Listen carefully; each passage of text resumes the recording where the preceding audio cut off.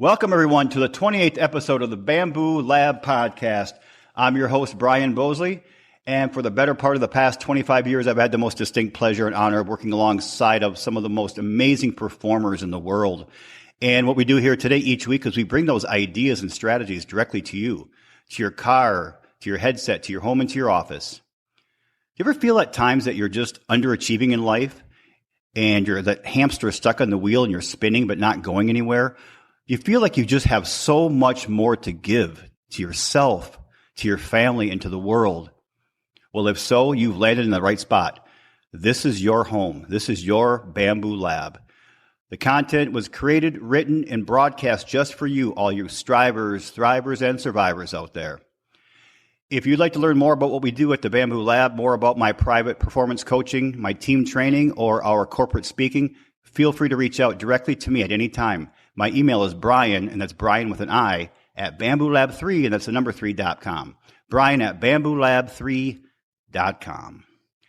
All right, before we get started and introduce our amazing guest today, who many of you will recognize, we want to give a little update on some of the stats here. As of 13 minutes ago, we are being broadcast and followed in 20 countries around this great world of ours, 36 states, and 454 cities across the United States.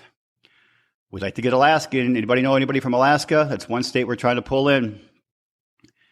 All right. This episode is dedicated, unfortunately so, to all the victims and the families of the unnecessary and evil killing during the 4th of July parade in Chicago this past Monday.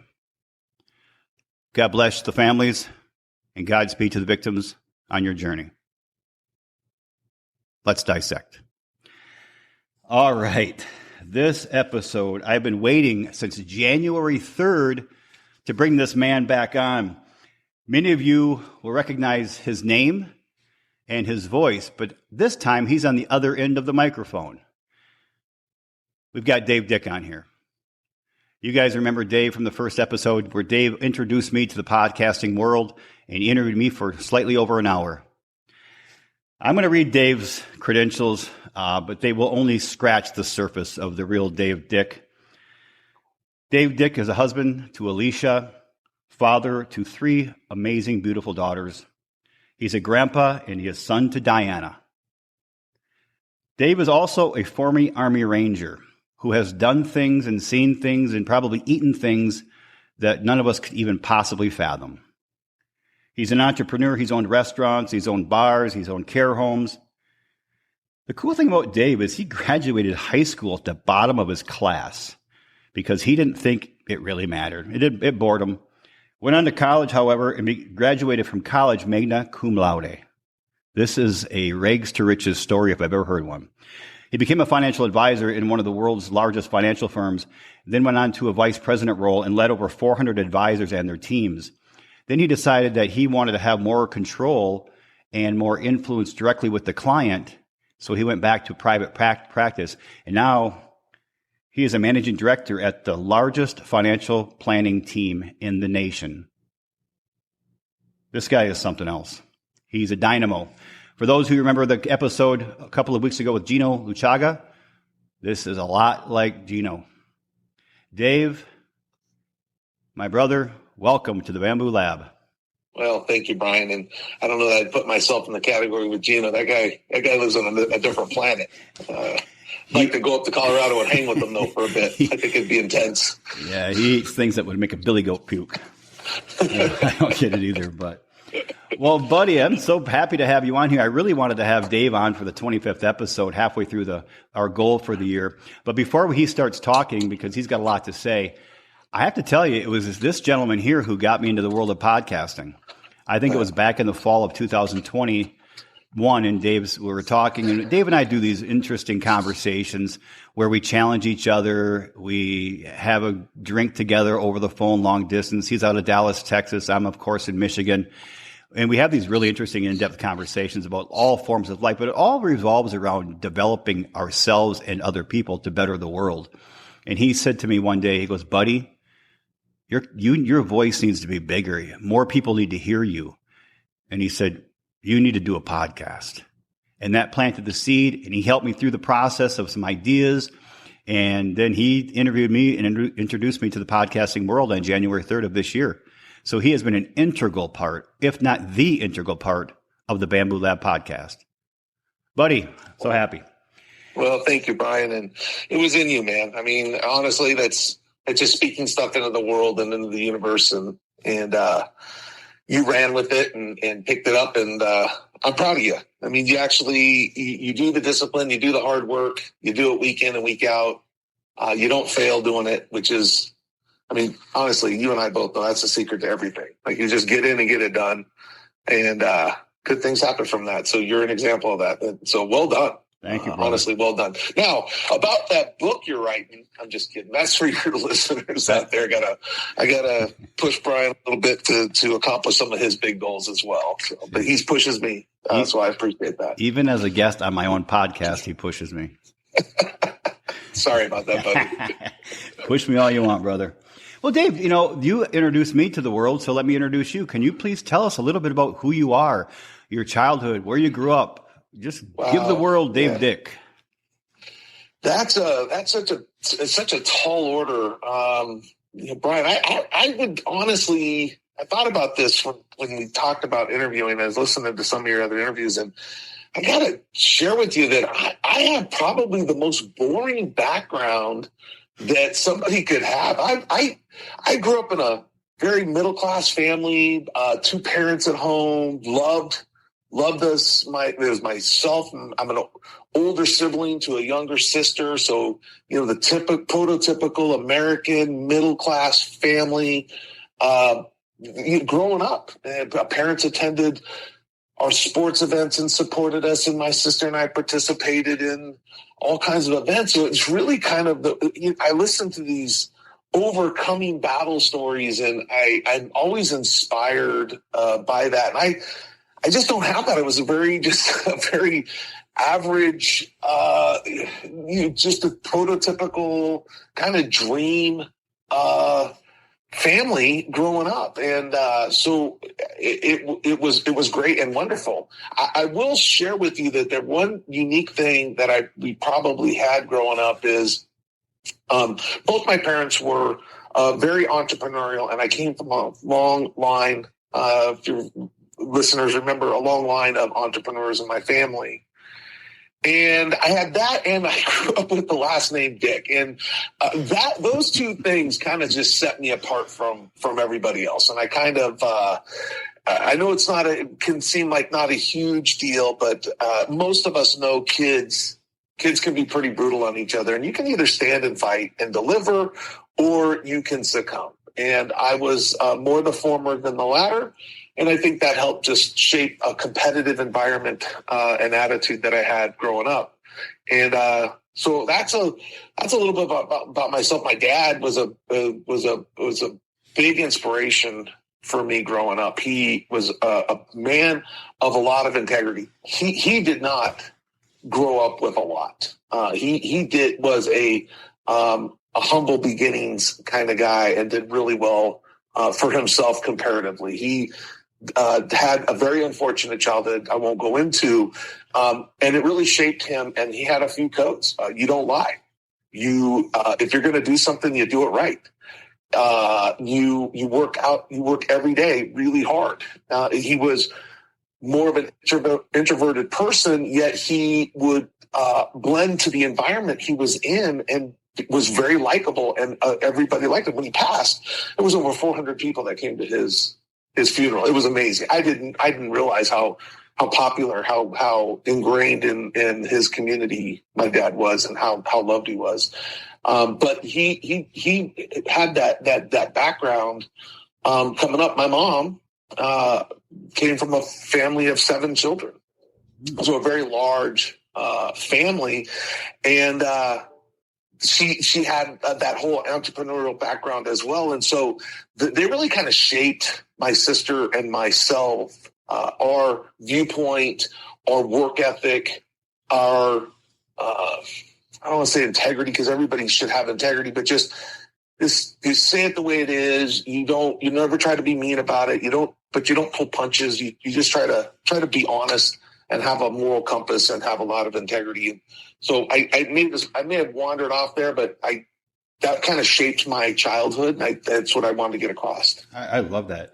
Well, you think about, so, I mean, we talk about overcoming obstacles, and every story I hear from guests or talking to individuals who have success in their current life and their family, there's always a background somewhere nearby where somebody overcame great odds. Your dad's a great example of that right there. Rough childhood, Absolutely. but had 400 people come to his funeral, and quite frankly raised one of the most amazing men I've ever had the pleasure of becoming a friend to. So, oh, thank you. That's great. Yeah, and with a last name like Dick, I think that would be an obstacle to overcome anyway. So, we've had a few laughs about that over the years. Yeah, and I just, one of the things I want to just nail on for a second, Brian, on that point, there are a lot of rags to riches and overcoming stories. And if you've read The Obstacle is the Way or any of those books, it is inspirational. And you say this all the time. You don't be a victim of your circumstances. You can use that to actually drive you to greater heights. And I completely 100% agree with that. I will also tell you, if you don't have a horrible background and you're sitting there saying, man, I wish I had that to inspire me, don't let that hold you back. Right. Use your platform and your ability to run and go. You said in the opening, I played sports and I was fairly athletic. I had issues with my kidneys when I was born, and they wouldn't let me play a lot of contact sports and growing up. And so when they finally said it was fine, I took off. And Brian, I got to tell you, man, I boxed, wrestled, martial arts, football. I mean, anything that involved like contact, I was doing it. But I didn't spend a lot of time on just studying and school. I was lucky enough that I could pass tests and I could sit through a lecture. I could sit through a class. I could take a math class and I could sit down for the finals and tests and I could take them and pass them. And so I'd pass all my courses. And like you said, I graduated, I think about 6 from the bottom of my class. It was actually kind of embarrassing. And then when I went to college, it was about the education. And it was about that I decided that I was going to I wasn't going to get anything less than an A. And I didn't. I got 1 B through my whole college career. And it was for theoretical calculus. And I actually about lost my mind trying to take that course. But I think the teacher felt bad for me at the end of it and gave me a B. But that was what I want to share with that is you don't have to have this rags to riches story to be a motivator. Anybody, I believe in my heart, anybody is capable of anything they choose to put their mind to and do. I don't think anybody is limited by anything in their past, whether it was normal, above normal, not average, if it was a horrible beginning. I just don't think people are limited. And you know that talking, I don't have that in my skill set or my understanding of the world. I just don't think people are limited, period. I couldn't agree more. You know, Dave, you had touched on a book a few minutes ago, The Obstacle is the Way. And I'd like to take a minute to recommend to all of the Bamboo Pack. I would recommend please go out there and look at this book. The Obstacle is the Way by Ryan Holiday is in my top 5 most influential books of my life. And it's the only book I read and then turned around the next day after I finished it and started reading it again. I think I read it 6 times now. And there's a companion book to it called The Daily Stoic by the same author, Ryan Holiday, which is a daily reading. And I post that on social media quite often, quotes from that book, the daily quote of the day. And I get so many people asking me what book that is, and they love it. So any of those 2 books by Ryan Holiday, The Obstacle is the Way or The Daily Stoic, they will revolutionize the way you think of challenges and brick walls in your life. Mm-hmm. Dave, can you? I know you're active and have been active in the martial arts. Can you share with us a little bit about your experience there and where you are in your journey? Yeah, I've taken everything from Shotokan, Taekwondo, Kempo,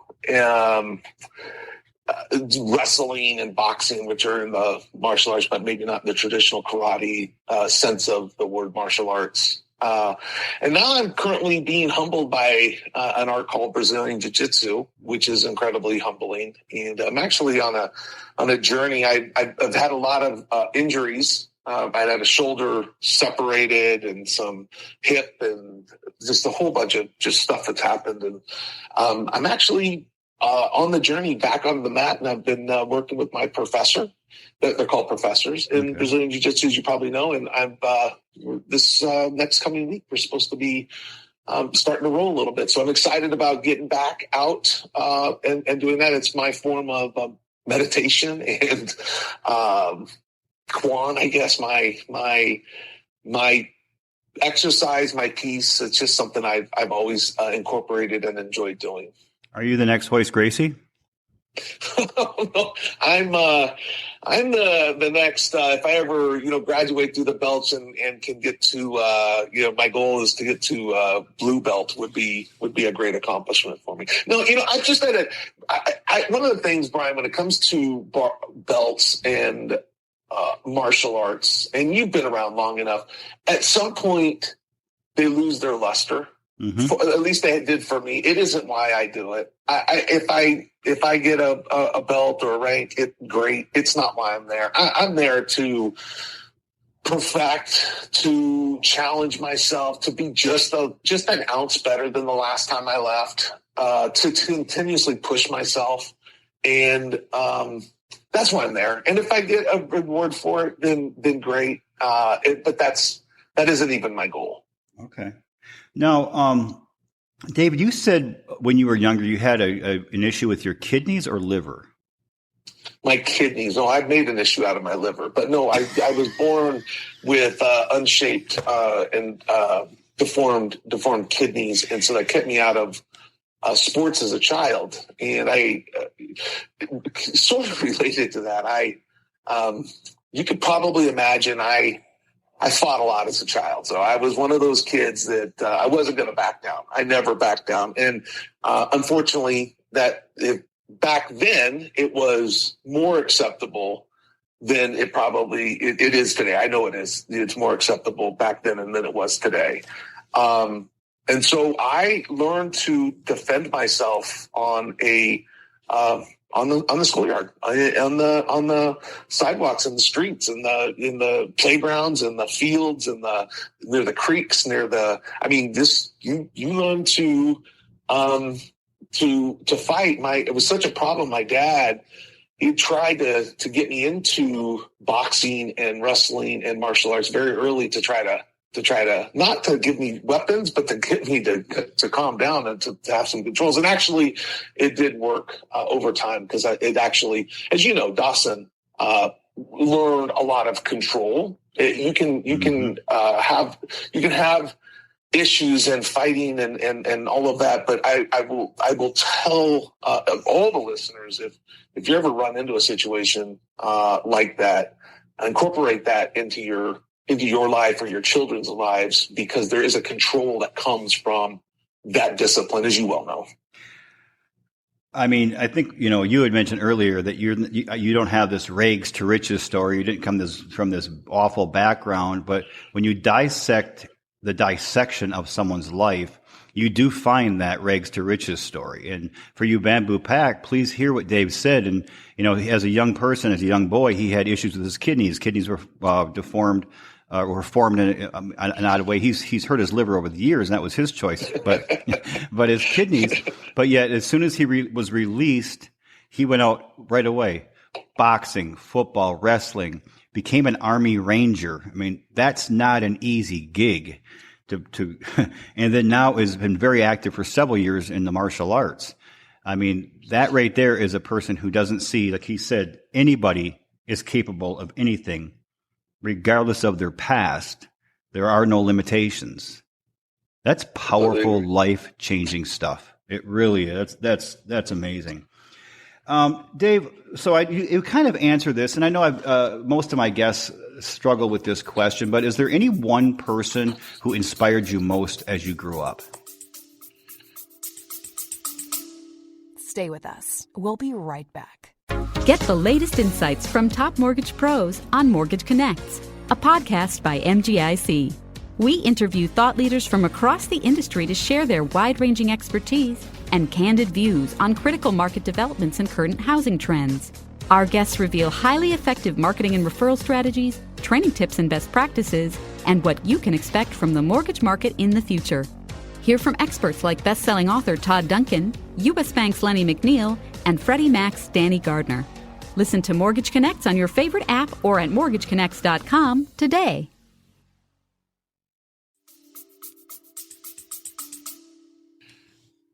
Man, you asked me that. You were asking others. I know you were getting ready to ask me that, and I kept thinking, is there any one person? And I have a hard time naming a single person.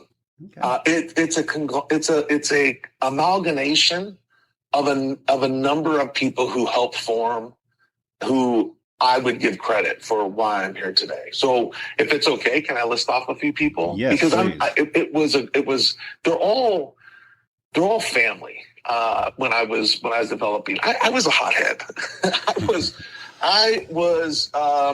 I wasn't going to be told no by anybody, or put down, or made fun of, or picked on. Like, it just wasn't going to happen. And my uncle Kurt, he helped inspire me to think through a situation. He got me into chess. He got me to accept, hey, you can be different and it's cool. It's okay. Cause I thought he was cool, and he would spend time with me. And, that inspired me to not worry about trying to be, I could only imagine where I would have been if this guy wouldn't have cared enough about me to say, hey, I'll spend time with you. I'll, do things with him. He taught me to shoot pool, and he was very interactive in my life. His brother, Craig, was a professional street fighter, and way back in the 70s, and helped me become mentally and physically tough, and would take me to the side and train me and help me learn about my body. My dad was an incredibly intelligent and very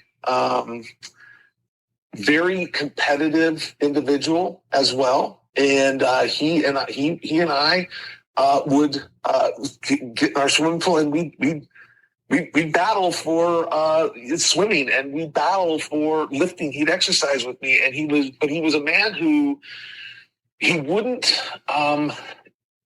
suffer incompetence. So what I mean by that is, I'll just tell you a story of my dad's mentality. I got up one day and I decided I wasn't gonna have my dad tell me to mow the lawn, because that was my chore. I was going to mow it, and I was without being told, which would be like a miracle for my dad. And so I got up and I mowed the lawn, and before he got up, or he was whatever he was doing, and later I went and got him and I said, hey, Dad, come see what I did. And my dad walked out in the backyard, and he looked around, and he's kind of nodding his head, and I was like, yeah, I got my dad. And he said, you missed the strip.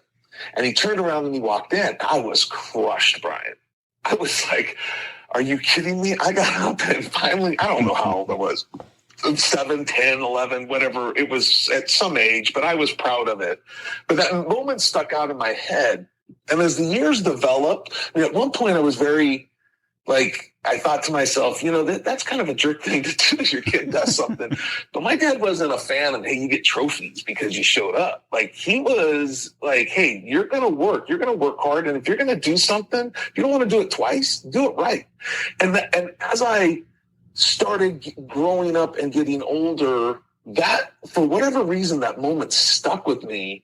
And it kind of shaped, hey, if I'm going to do something, I'm going to do it.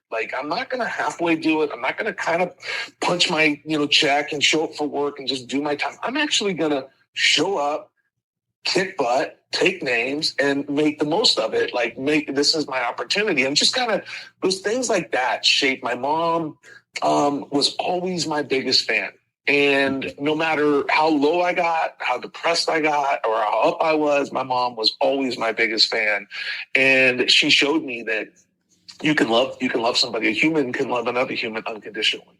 Now, of course, there's conditions to love, but it was just more of that. I love you, and you know what? I could be mad at you right now, but I still love you. That doesn't mean I don't love you. And she could be angry with me, and trust me, there was plenty of those times, but I still knew I was loved by her, and so it wasn't just one person, Brian. It was a group of people that really, and I'll be honest with you, probably saved my life, because if I had been the person, like, I think that with just the anger issues and the ability to fight and the ability to just want to go fight and to not really care about things, I think I'd have ended up in a much different spot. Matter of fact, I had a couple friends that ended up in prison, and they ended up in really bad spaces. And I had a number of people who loved me enough to shape my mind and allow me to be unique, different, and to stand my ground, but do it with a level of integrity and love and professionalism, I guess, I don't know what the right words, but enough of integrity, I guess, just to be able to stand my ground and be my own person, yet not have to battle everybody in the world. I don't have to win every single thing. I just have to win. Yeah. Well, I just want to take the time to thank Uncle Kurt, Uncle Craig, Mom and Dad for sculpting one of the most amazing creatures I know. So thank you. Amazing. You know, I love that Dad wouldn't suffer intolerance. You know, you don't get a trophy for just showing up. Showing up is the barrier to entry. And I think and I've talked to several people on this podcast or outside, Dave, and we've talked about this many times. You know, the people I find who are just unhappy, who are on that hamster wheel of life, that's kind of their mantra. They show up, and when they show up, they expect to get something greater than what is normally rewarded for just showing up.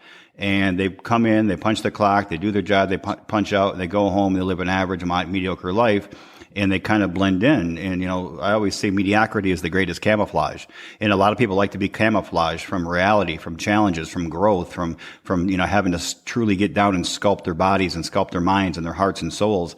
Well, I can tell from to the Bamboo Pack, Dave is not like that. Dave is probably the most straightforward.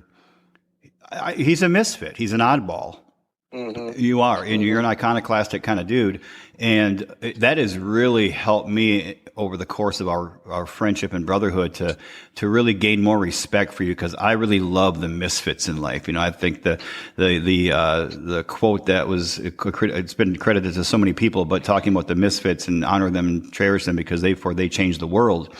So, you know, you said something there, Brian. I want to, if I can, just want to hit on something.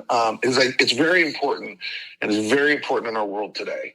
And I just want to share just a thought that, and probably, I don't want to say that there's any one key to my success. If I'm successful at all, it's just that there's been a lot of things that I've come to realize, and one of those things, and you hit on this a second ago.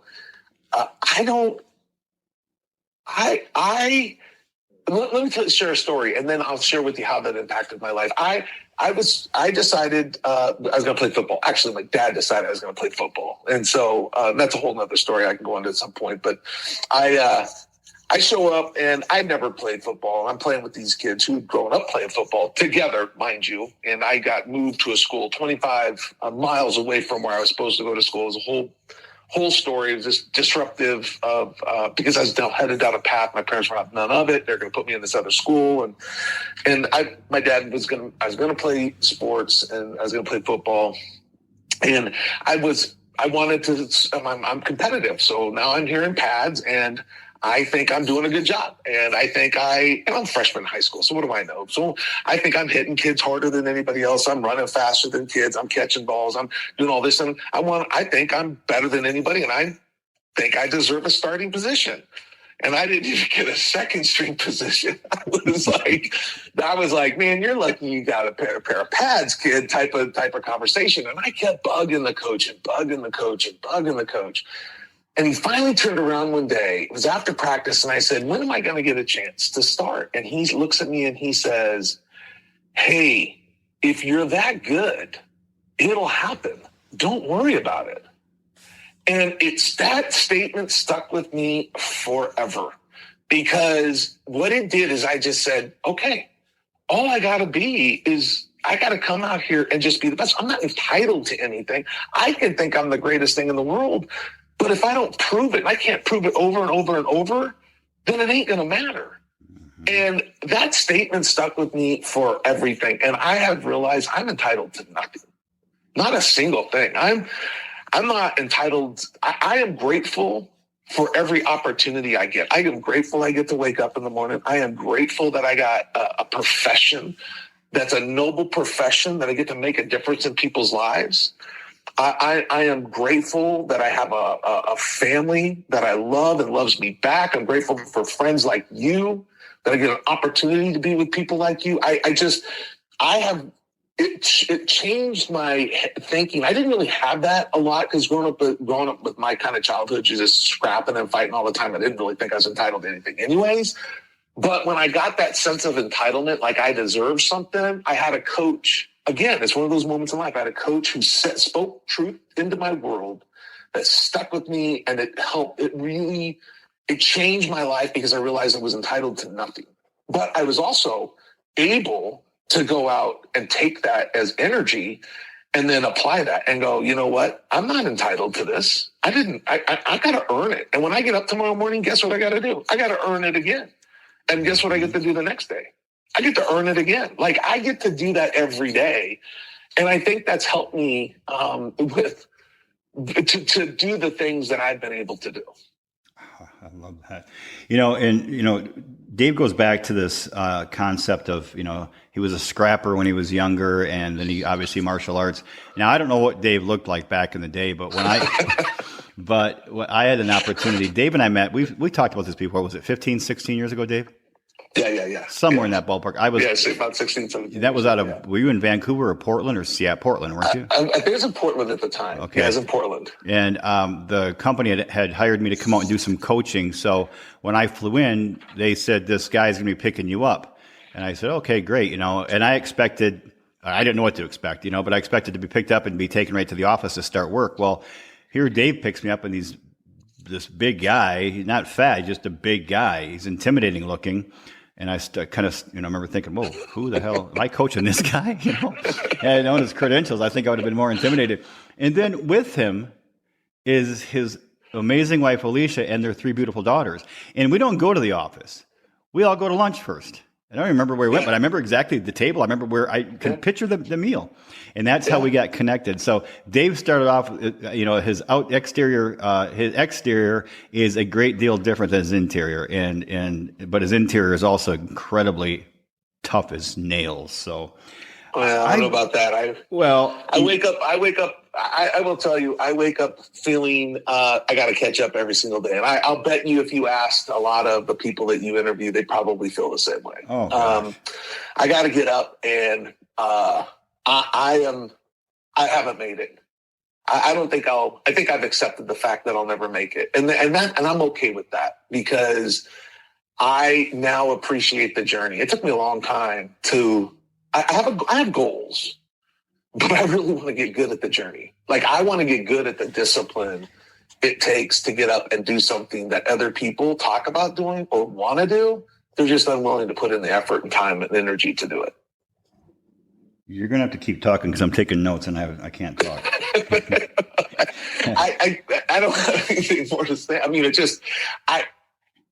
you hear stories about Kobe Bryant, and I think to myself, man, that guy would wear me out. And then I think, okay, would he? Or would you do it? Would you grind harder than the hardest grinder? I hear the stories of, I get inspired by folks like David Goggins and your friend Gino, and just, you've had people I idolize on here, Bill Williams, that just those people take discipline and intensity to a completely different level, which pushes me, because I look around and I say, hey, they're capable of doing it. We'll get up and go do it. And if you fall down, they already showed you they could do it. So that means, by definition, it can be done. That, by the way, that's another little thing that I'll teach my team this. What people accomplishing great things, to me, just proves it's doable. So somebody does something and I'll hear somebody say, hey, I can't do that. Or this person is a big producer, or this person has gotten a belt doing this, or this person has accomplished this recognition, and I'm just not that person, and whatever. I always ask them, what does that prove? That person doing that, what does that prove? And they always give me, not I shouldn't say always, but most of the time, it's a blank stare. And the answer is, it's doable. When somebody accomplishes something amazing, that by definition is validation. It is doable. And that should be validation enough to mean you can do it. So it's when I see somebody do something, it inspires me to try to be like them too, because then it just validates, it's proof, it's doable. Another person did it. That means I can do it too. Another person can take a rocket, put a car on it, and shoot it into space and go to Mars. That means somebody else can do it too. Somebody else can make an online store and start shipping stuff to people's doorstep. That means other people can do great things too.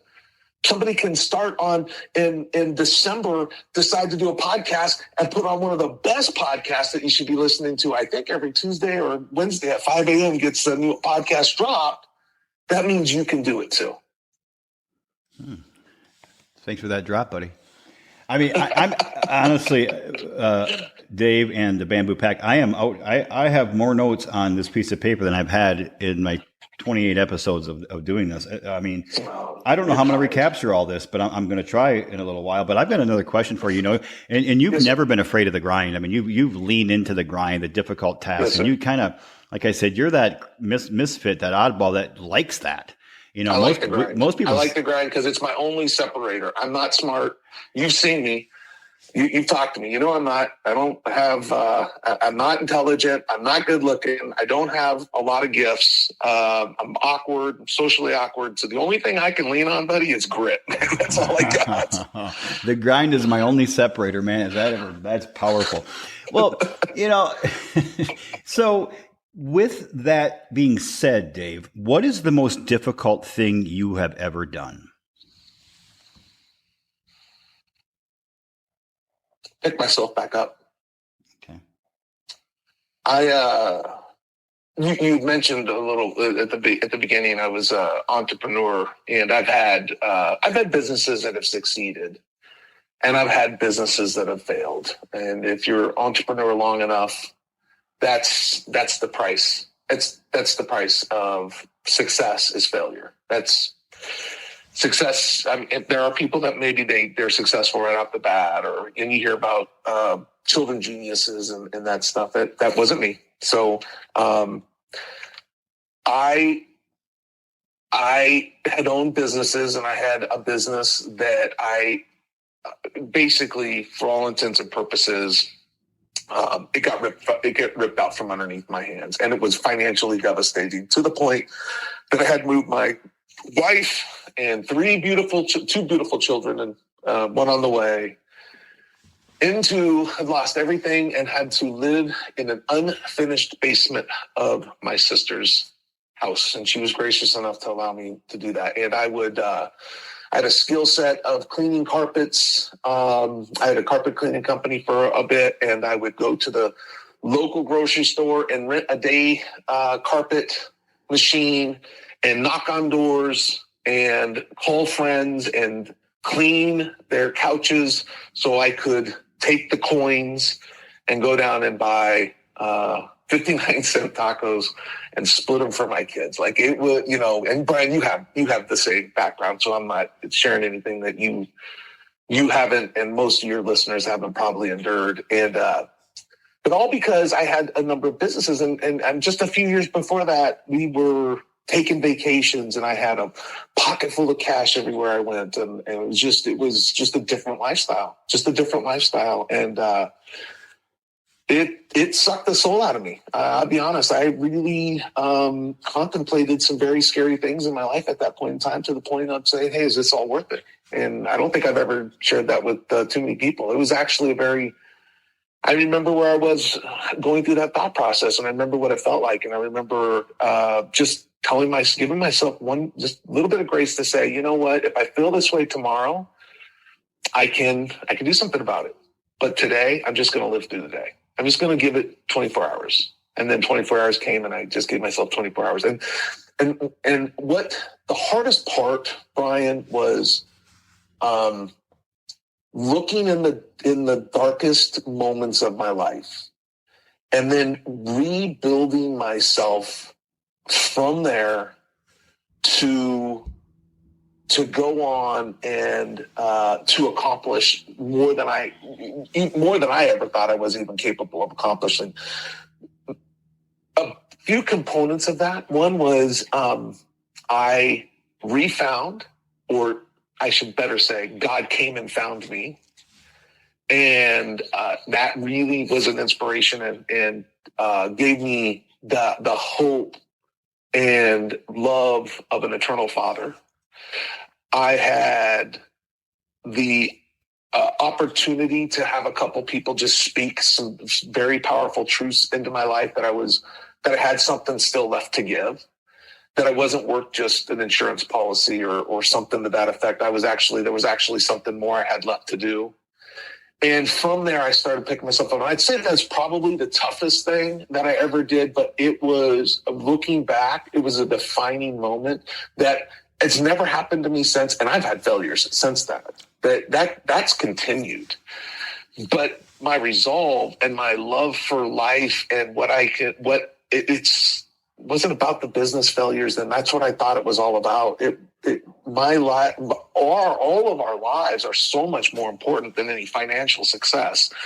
Our individual gifts to each other and the ability, you don't have to be a big name, marquee person to make a difference in somebody's life, but you just have to be able to, at the moment in time when that kid needs something, who's saying, hey, I want to start, coach, you just have to speak the right words. You just have to be there and care about other people and be a shining light and be an inspiration to them. Not just be inspirational, but be an inspiration to them. Try to help another person, because that's what happened for me, and that's what I don't know if I go out of my way. God gives us so many opportunities to help other people. If we're just open to those opportunities, we can help. We can do so many things. And my coach probably doesn't even know he made a difference in my life, and the people who spoken to me probably don't even know, but they did, and I'm grateful. Well, we got to thank that coach. Wow. I mean, for you listener out there, let's just recap what Dave just said, because I think this might be one of the more powerful things he said. Having successfully been a successful entrepreneur, then lost everything to the point where he lived in his sister's unfinished basement and would go to the store, rent a couch/carpet cleaner, and go door to door knocking on houses, clean carpets and couches and chairs. Take that money, go down to the store and buy 59-cent tacos to feed his family. And how many of you are going through something like that right now? It may not be living in a basement or washing carpets and chairs, but you're going through something very similar. And you're contemplating, is this all worth it? Do I have a need to be on this planet? There's a need for my existence. Does anybody really need me or care for me?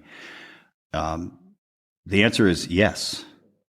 Yes and yes. Dave is living proof that it's all worth it. And that's a story that I've heard a few times from Dave, and every time he tells me, I get goosebumps, and I become more proud of the man he is today. That is great stuff. Wow. Thanks, Brian. Wow. Good stuff, man.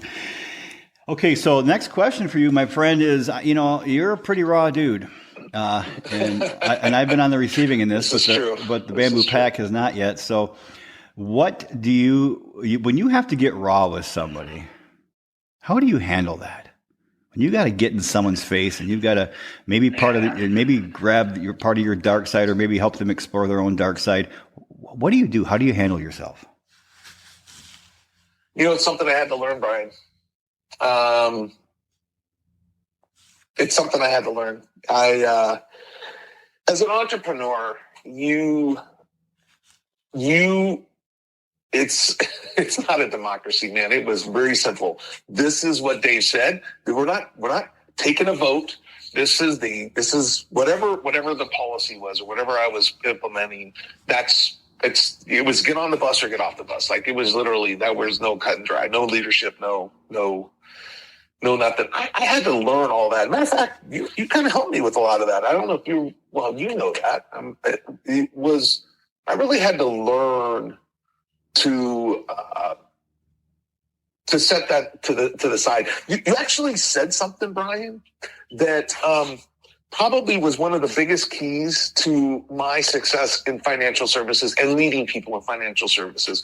But I think it helps with anybody who's going to lead somebody in a new profession or lead new people. And if it's okay, I'm going to share your wisdom, give you full credit for it, but it'll be the last time you get credit for it. So I'll take it. And that is, your job is to keep this person here for 3 years. Do you remember telling me that? I remember having thought that before and telling people, but I don't remember our exact conversation. Yeah, you were sharing with me that to be successful and to lead people new to financial services, I'd taken a role very early on. I'd become a financial advisor, had a fairly decent first year. Company said, "Hey, would you mind coaching and teaching and leading other people?" And I did. I said, "Sure." And I started doing that. And you were coaching me. And one of the things you had shared with me is you said, "Hey, it's not complicated what you have to do to be successful at being a district manager." The turnover rate is back then it was incredibly high at financial services. You may be in a profession today that is incredibly high, or it's tough to find good people or to keep good people. But if you just set your mind, so I just set my mind to, hey, if I could get this person to be here for 3 years, thanks to you kind of put that in my head. If I could just get them to be successful here, be here for 3 years, then they'll be here for life. I'll have, and by the way, I had some of the highest retention in the company because of that mindset. That coupled with, from there, I took the next step and said, well, if I could put commas in paychecks, then why wouldn't they be here? So I just had a goal, keep them here for 3 years. And I broke that goal down to, how do I put commas in paychecks? And that helped me start. So that was part of my progress. But how do you get raw with people? Well, first off, you got to have love in your heart for them. And you got to want them to be successful, because I think for what I have found is if I said some of the stuff I've said to people, and there's been some very tough things that I've said to people, if I said that because it benefited me, it would have fell on deaf ears and I would have lost them. They wouldn't have been here. I wouldn't have been there. I wouldn't follow somebody that I could tell right away the conversation is about them being successful. I wouldn't be here. I wouldn't stick around for that. So the first part is, am I giving this advice for them or for myself? And there's a lot of times I have to really ask myself, who benefits most from this? Is it me or is it them? But once I'm locked in that, no, this is something for you and it's something you need to hear, then I find a way to tell them. And it's not always pretty, but I will share with people the toughest stuff that they'll hear, because it's truthful, it's honest, and it's honestly from a place that's going to help them the most. And I think people recognize that, and they allow me to say things and do things and be the leader that they need at that point in time, because I think that there's that trust. I'm very proud of the retention that I've had throughout my lifetime in the various businesses that I've had, but I'm proud of it because I think it comes mostly from the fact that I really do. We all get bound up. We all get in our own head. We're all afraid. I'm afraid half the time. I need people to come kick my ass every once in a while and stop making me afraid and challenge me and make me push over the edge and to go. And I appreciate it. And so I want to be there for people and be able to do that for them when that's time. By the way, on the other side of that, I will share with you, that doesn't resonate for everybody. And I think it's, from a leader's perspective, it should be pretty quick that if we're not going to mesh together, then we need to we need to part ways. There's an old saying, you either change the people or you change the people.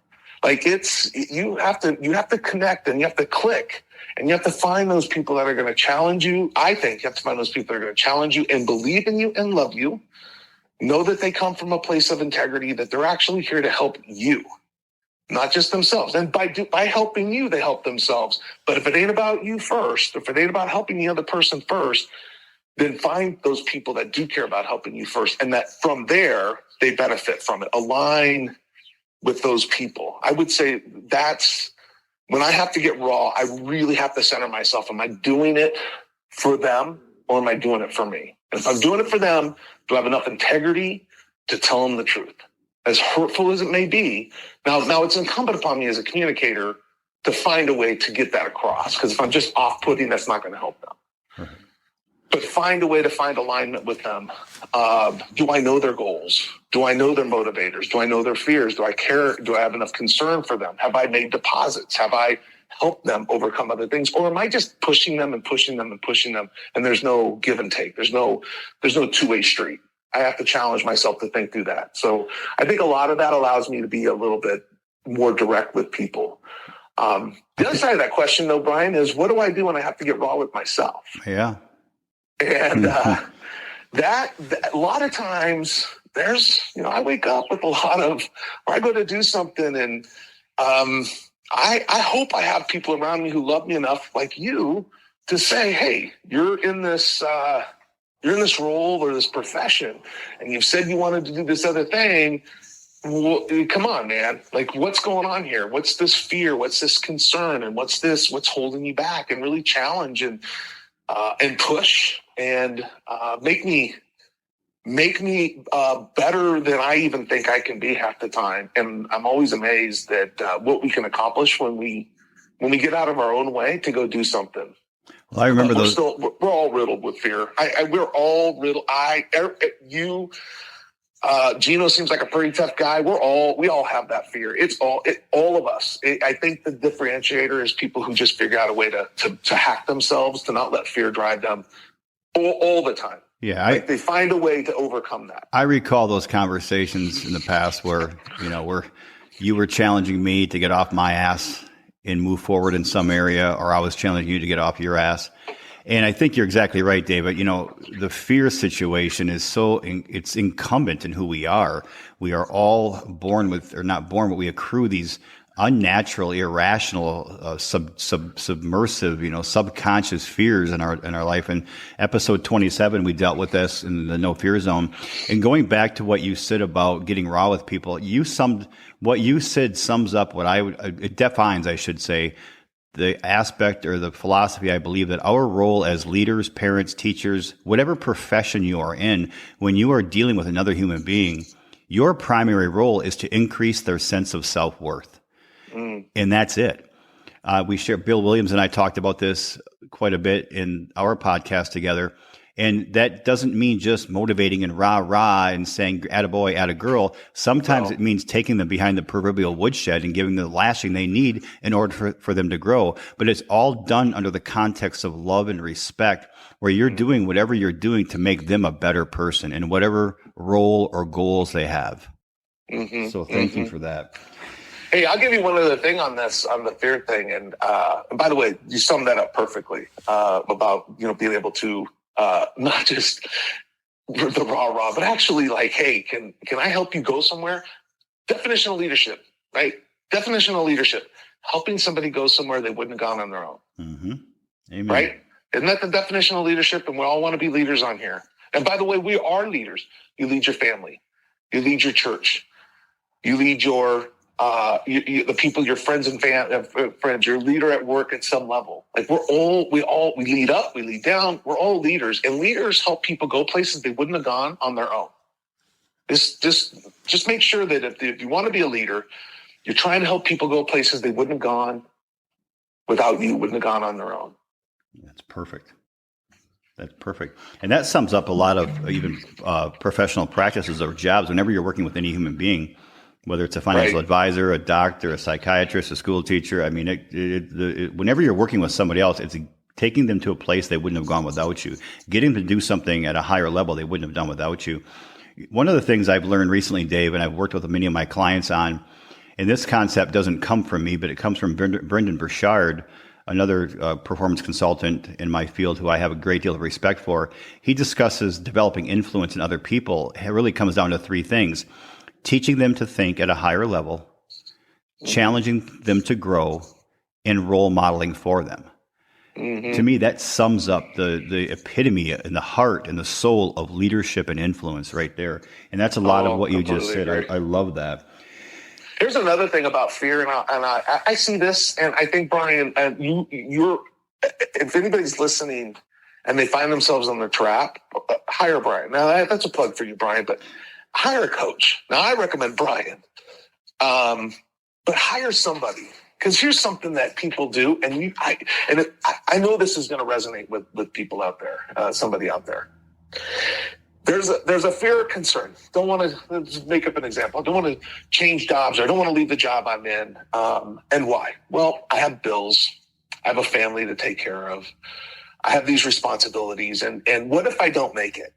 Like, what if I go over and fail and I can't pay my bills? And I can't just sacrifice my family. Or what if I'm not good at this other thing? Or what if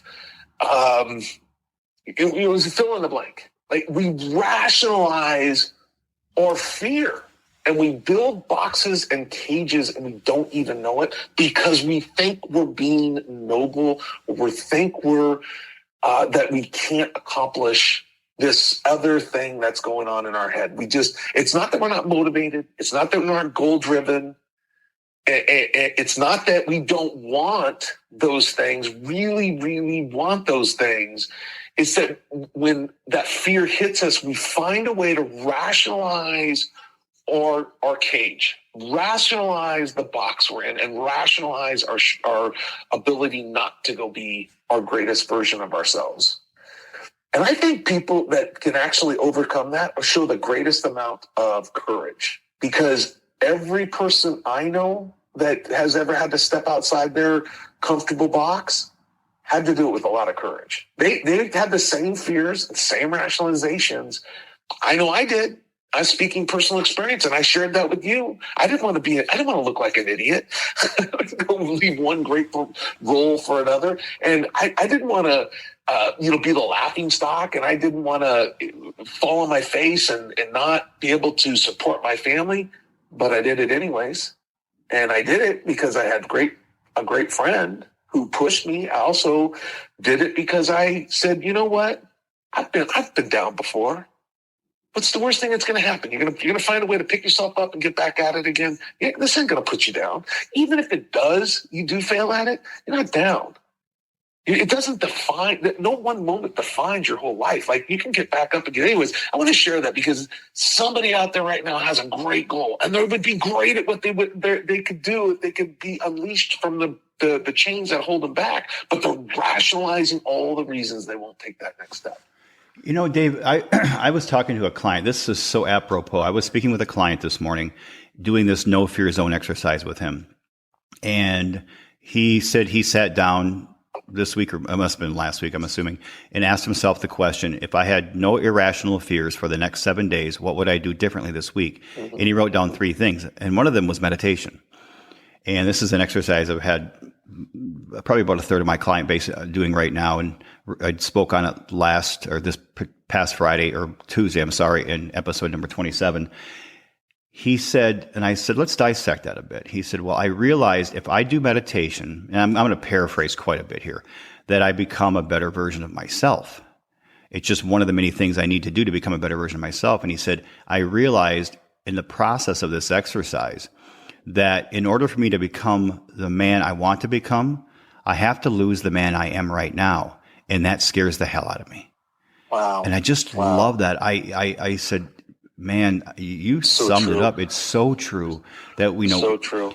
And the idea of, we look at inconveniences in life as problems. And inconveniences are opportunities. And I've done that before. I've been doing that a great deal recently. And I read this morning Ed Milet's book, The Power of One More. The chapter was The Power of One More Inconvenience, chapter 17, I believe. I'm not sure. He talks in there about the power of an inconvenience. We look at them as a problem that we have to overcome, or why is this happening to me? And he states very clearly, if you want to grow in any capacity in life, you are going to be riddled with inconveniences. And we don't just accept the inconveniences, we embrace the inconveniences. And he talked about, so I went for my morning run today, and normally I go for my run usually later in the day. And I said, I'm going to get it done. I have a very busy day with coaching sessions and 2 podcast interviews. And I got up this morning and went for a rather decent run. And I was like thinking to myself, oh my goodness, this hurts. I don't really feel like doing this. And I wasn't quite halfway. So I thought about turning around because I looked at my clock, my watch, and I thought, oh, I'm going to have to be back for my 8:00 coaching session. And I said, no. And I put a smile on my face and I started running faster. Leaning into the inconvenience and leaning into the challenge. And it made the last, 60% of my runs so much better. And so I think we have to have that mentality in ourselves that if we're going to change and grow, the inconvenience is driving by McDonald's and going to a health food store. It's an inconvenience. It isn't a problem. The inconvenience of getting up a little earlier and stretching for 15 minutes or doing yoga or meditation or running or lifting weights or swimming or reading or journaling, whatever it is you have to do, it's an inconvenience. It's not a problem. And without that inconvenience, there would be no growth. You're so spot on, Brian. And it starts with, it's funny you even say that. It starts with those little disciplines of those inconveniences so that you can take on really big, scary inconveniences. It sure does. We attach to, so many things. And, you and I have shared and Ed Milet even talks about that. It's interesting you brought his book up and we picked it up from Maxwell as well. And you and I have shared that you think about all these little rational fears and then rationalization of those fears. Like the reasons you can't, I can't do this because I don't have a college degree. I can't do XYZ because I can't sell anything because I'm terrible in public and I'm not very good at speaking. I can't, whatever it is, whatever it is. And then the rationalization that comes with it. Right. But you and I have talked about the man that you're laying on your deathbed and the man that you could have been, your version of you comes to shake your hand.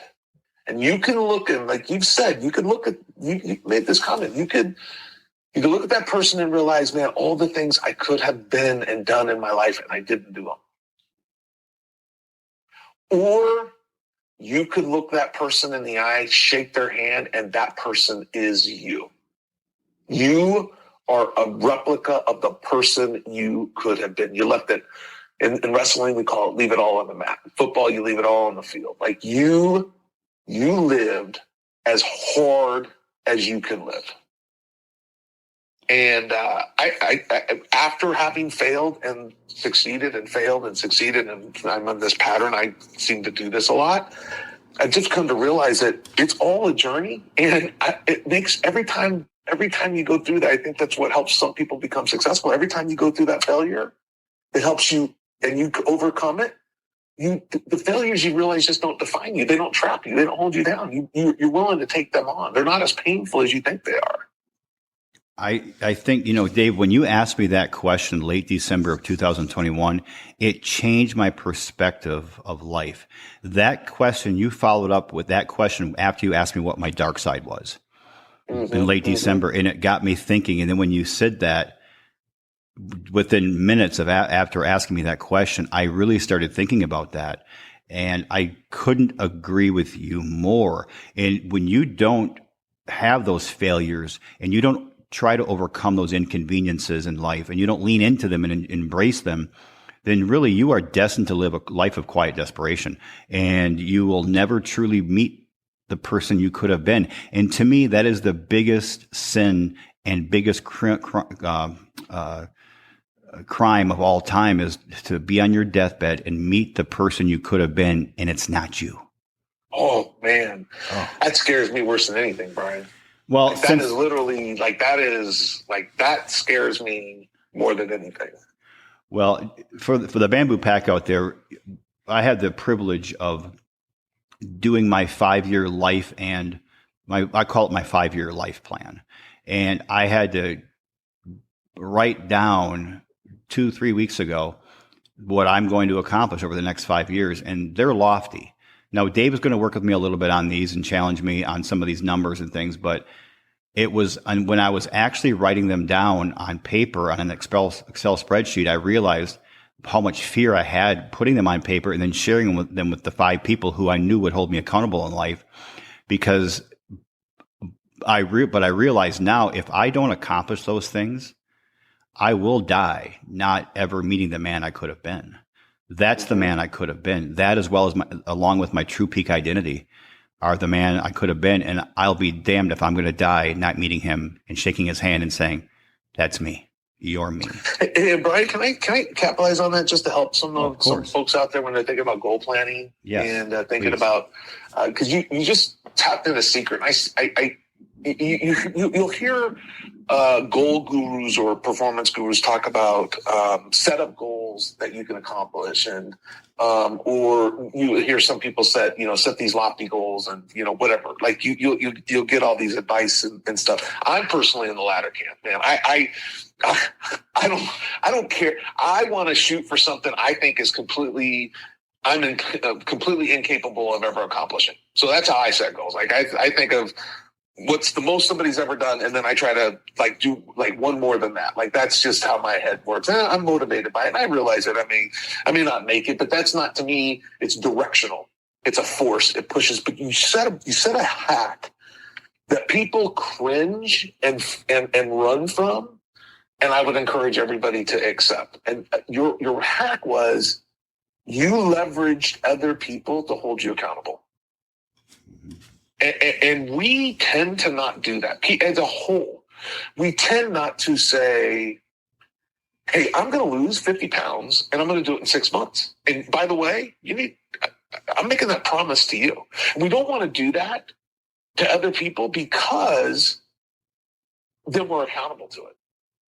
And then somewhere deep down in your soul, mind, whatever you want to call it, you're really not committed. But here's the reason it was making you afraid is because you were going to commit. You were going to share it with somebody. You're going to speak it into the universe. You're going to be held accountable to it. And that's what was making you afraid, not the goals. I read the goals. You're going to accomplish all these things. I read through it. I'm like, man, Brian, you're going to accomplish all these things. I'm going to push you to actually do more. But what was scaring you is that you're going to give this to somebody else. And then you're accountable to that person. And that's a hack. And all of us should do that, myself included, should do more of that. Tell somebody what we're going to do so that we can be let that be a motivator. It's great being self-motivated. I think it's wonderful. I think it's a bigger push personally. If you are the person, maybe you have incredible self-discipline. There are some people out there that have just immaculate self-discipline. Maybe they don't need it. But I would venture to say even those people, if they want to go to the next level, go share something ridiculous with somebody else and then prove it that you can do it. Well, I think you're right. What I realized, Dave, when I was doing the exercise a few weeks ago was that in my head, my 5-year plan was a hope. It was a thought. On paper, it became a goal. When I sent it to you and 4 others, it became an expectation. Mm-hmm. And that's one scary son of a bitchin' step to take. Yep. It scared the hell out of me. Proud of you, man. Thank you, brother. I need you. Well, before we wrap up, I'm going to ask you one more question, Dave. But I want to recap because there's so much here. I'm going to try to recap just some of the highlights. I don't even know where to begin. One thing, and these are in random order, but one thing I really loved what Dave said is I have goals, but what I really want to do is get good at the journey. Anybody is capable of anything, regardless of their past. No one is limited. Leadership is about helping others to go where they wouldn't go without you. and he wakes up, despite his success, he wakes up every day thinking he has to catch up. And he does that through control and discipline. And, he understands you don't get a trophy for showing up. You don't. And, we have to stand up in our ground in life, but we have to do it with integrity and love. And what I really like is if you're that good, don't worry about it. You're entitled to nothing. One of the things I tell my clients quite often is if you're looking for success in life, you have to deserve it and then expect it. And deserve it meaning you've earned it, you've worked for it, you're worthy of more than that. Then your mind has to quick to say, now I expect it now. But most people expect it too soon before they deserve it. Somebody accomplishing great things only means that I can do those things, or they're doable, he said. Leverage other people to hold you accountable. And I think, God, there's so many things here. But I really love the one, and I thought I found the title for today's podcast based somewhere in these words. As you look at where you are in life right now, give yourself that good, deep audit and ask, if I were to pass today and I shook the hand of the person I could have become, my true peak identity, the best version of myself, would I be shaking hands with myself or not? And if the answer is no, become that person. Live the life of that person. Think the thoughts of that person. Act the way that her person would act. Feel the way that person would feel. Become that person. So, Dave, I've got one more question. And the question is, what did I not ask you that you would like to share with our audience, the Bamboo Pack, today? Wow, that's actually a really good question to answer in the podcast on.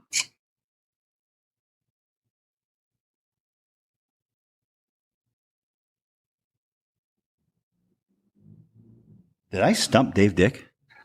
Well, I think that's a tough. It's the one thing you could have asked. But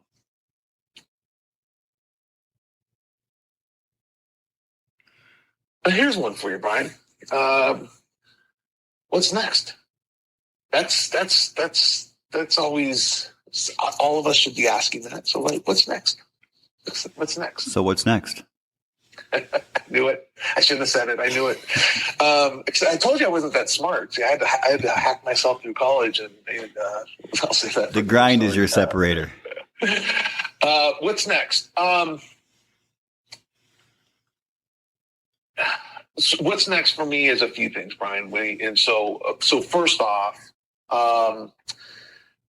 I switching to my new role in the partnership in the firm that I'm in, and seeing what I've already accomplished. And one of the things my partner said to me is, "Hey, you're just not thinking big enough." And I always thought I was a big thinker and doing stuff that other people would just go, "You'll never do that," and then go do it. And I thought I was really good at it. And my partner was right. I actually wasn't thinking big enough. And so I have set some pretty audacious business goals. And I'll put a couple of them out here. One is I want to, and this is going to sound very egotistical, but I have a meaning behind it. I want to create 10 Daves, and not just in my own image, but I want to create 10 folks on my team who have the ability to lead others, who can lead others, who have the ability to run multi-million-dollar businesses and continuously expand. So I actually want to start, I don't want to say replicating myself, because that's very egotistical, but I want to give the gift that somehow I've been given through others, and I want to learn how to start giving that. And I have a very specific number in mind, and that's 10 people. And I want to be able to give that to 10 people over the next 5 years and help 10 people become phenomenal leaders in their own right. Not that I am, but teach them to become phenomenal leaders. And I'd never really had that goal in my life. I'd never really focused on that. And that's just where I'm at in my journey. That's one of them. The other one is I really am focused right now. And I that some of my family listens to your podcast. And one of my goals for the next phase of my journey is to make sure to to bond my family to live beyond just today. I want to create a legacy, not of Dave, but a family legacy that they take up the mantle, they take up the yoke, and they're going out into the world and making a difference. I've had the opportunity to surround myself, my little family, with incredibly wonderful, giving, and loving people. I want to teach them how to go out into the world and make a little bit of a difference, and do that as a gift to future generations, to everybody. I want to be the motivating force to help my family look through the ages. I think of the gift, Brian, that all of us have, and what the odds are that we are here right now in the greatest planet, or the greatest country, the greatest country on this planet, with the gifts that we've had. All of the people and all of the luck that it's taken for us to be here to even breathe is, if you sit down and just think about just how lucky you are, I don't care about what your circumstance is, like just the odds of you being here and the opportunity that exists for you. And if you waste that, shame on you. Like, I think about that and think to myself, man, it is amazing that I'm here and I have this opportunity. What can I do with it? And what I have really started becoming motivated at in the last few years is, how can I infuse that into my family to create a legacy of people who go out and help other people? And so those are two things I'm focused on. How can I help 10 people become phenomenal leaders and be able to help leaders lead leaders, and just pass that into others, and then help my family create a legacy and honor their generations before them with the way that they live their lives and how they touch and give to community and charity and make a difference and lead in their industry, or help their fellow man, or be an advocate, or hold somebody's hand in that time. And those are the what's next for me, man. Well, if those 10 Daves, next 10 Daves, do what you've done with your life and have the impact on their families and the financial community and the business community in the world and my life, I welcome it, man. I welcome it. I don't know. I'm not sure if the world can handle 10 more, but we'll all be leaning into a lot of inconvenience and leaning into the grind. That's true. That's very true. That's very true. Dave, thank you, Brian. This has been an honor. Let me say, it's always uncomfortable to sit on the other side of it, but I appreciate you. Let me say the salutations to you first. You're always jumping ahead of me. I mean, gosh. No, I have to say you're welcome, Dave. The honor is all mine, and I truly have been looking forward to this episode for so long. You have become, much like Gino, a brother to me, and our conversations that we've had for hours at times over the phone have changed me and morphed me into a completely different human, a much better man. And there are 3 or 4 people in this world where every single time I speak with them, I walk away a better human. And you are definitely at the top of that list. Well, don't make me cry now. Oh, I would love to make you cry, though. That'd be an honor on this podcast. Maybe that's my shtick for these podcasts, is I make all my guests cry.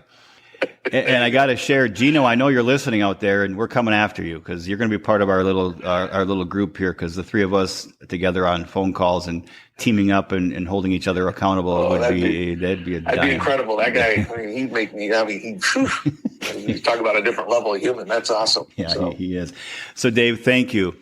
Thank you so much. And just know that I do love you. I truly do definitely love you. And I love your family. Please give my best to Alicia and the girls and that little grandson of yours and your son-in-law, who I get an opportunity to talk to later today.